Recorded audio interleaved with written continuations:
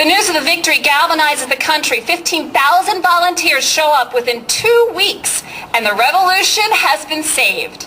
The password that night was victory or death. The men were read the opening statement of Thomas Paine's new pamphlet, The Crisis. Quote, "These are the times that try men's souls," end quote. The officers were literally reading this as they got on the boats out loud to remind the men that in a free country, you have to know why you are fighting. And I close to tell the story to tell you this. You see, for our generation, these are the times that are trying our souls. The present day People's win at the People's seat in Boston by Scott Brown is not as great a battle as Trenton, but just as the battle at Trenton was a major turn in the Revolutionary War, I believe that the Boston seat victory, the Virginia and the New Jersey governor victories was a turn in the tide for us.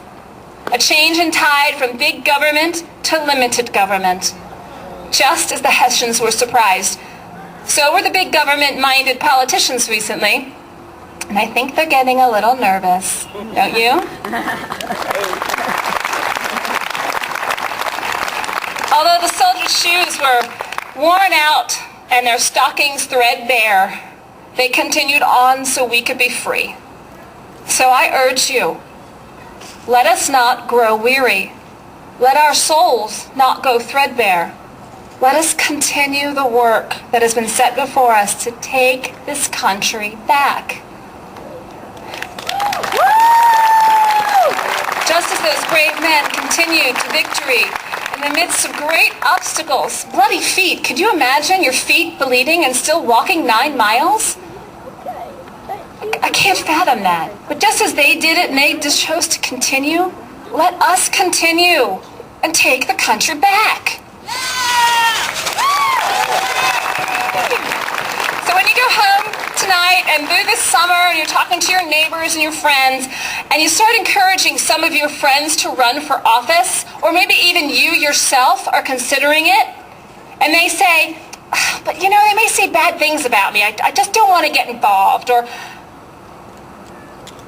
when you're trying to raise money for a candidate that stands for the principles of the Constitution, and the people say, well, you know, I really can't afford much.